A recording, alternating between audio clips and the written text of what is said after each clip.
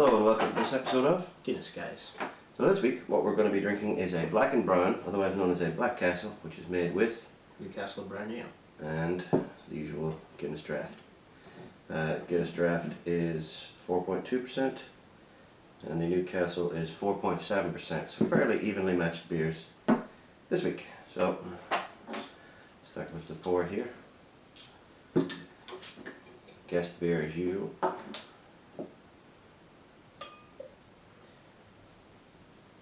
I've been looking forward to this particular episode because I've always been very fond of Newcastle Brown Ale, particularly because you can't really get it in the Republic of Ireland very much, and it's always a nice rarity to have. Plus, having such a stellar ale, it'd be nice to see how well it matches up with a stellar stout. Yeah. We're a little mismatched there, but yeah, I think it'll be fine. On to the Guinness. Whoop. An aggressive one. A little bit of spillage there, but it's come to be expected at this point. Pretty foamy. Yeah, that's actually settling very much like a pint of Guinness. See it crawling down the sides of the glass there as it usually does. Eamon's pour has gone a bit better there.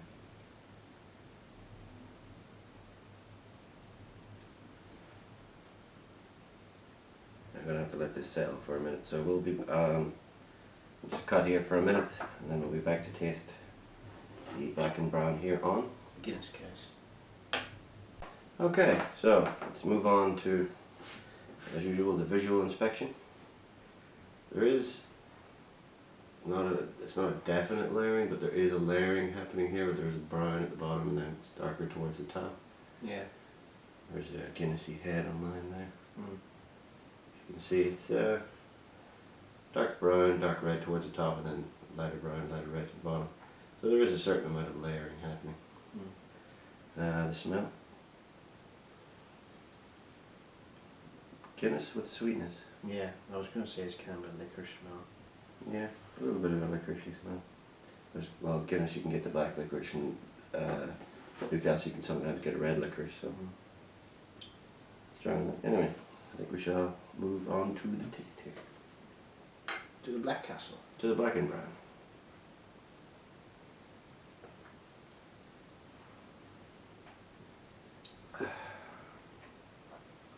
Wow.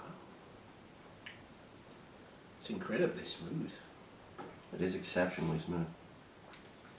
There's an initial sweetness, and then the Guinness bitter comes on. Yeah.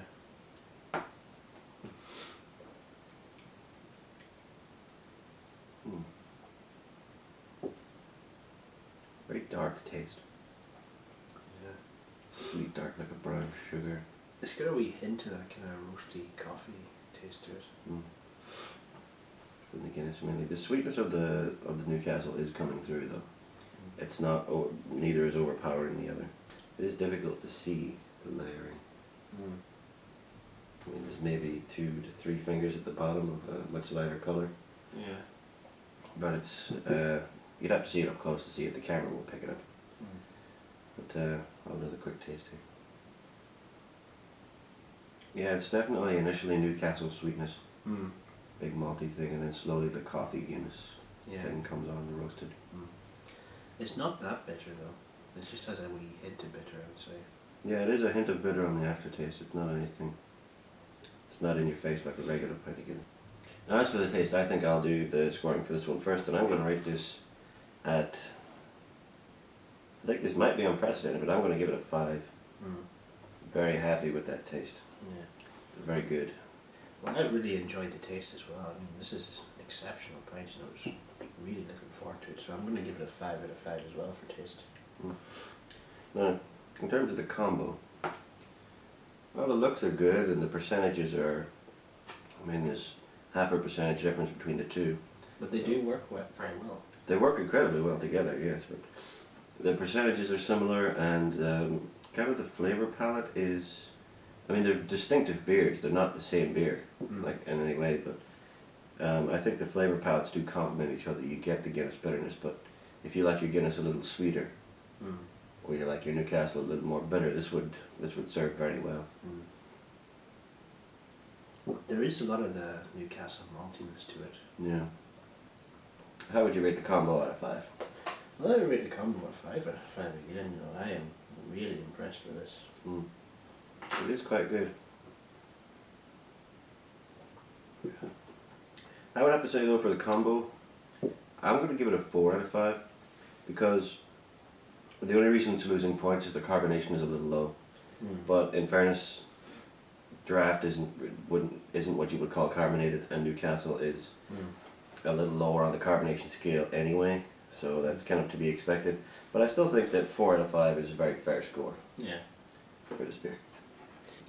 Now for the compared as well. So how does it compare? So the ones we've had, I'll just run you through the list here. The ones we've had so far are the Blacksmith, which was a Guinness and Smithwick's, the Black and Trash, which was a Guinness and Budweiser, there's the Eclipse, which is Guinness and wheat beer, and then the Black and Tan again of last week, which was Guinness and Harp. So how does it compare out of those? Just to remind you, our scoring system is it can be between 1 and 5 for each, according to taste, combo, and compared to. So each beer would score a possible out of 15. So the total score could be a possible 15 out of 15, or as low as a 3 out of 15. So for the compared, I'd say for the compared, this has worked really well, but it's still not the best I found. I mean, it's exceptionally well. So was the Guinness and Harp, but that was exceptionally well. So I think compared, I would give it a 4 out of 5. it does have a lot going for it, this combination, but compared to the others, it seems to lack some of the pizzazz that some of the other ones have had. I mean, the wheat beer was just completely out of left field, and the Black and Trash was way better than we expected, and the Black and Tan with the Harp was a very nice pint. But this just, I think, lacks a little something.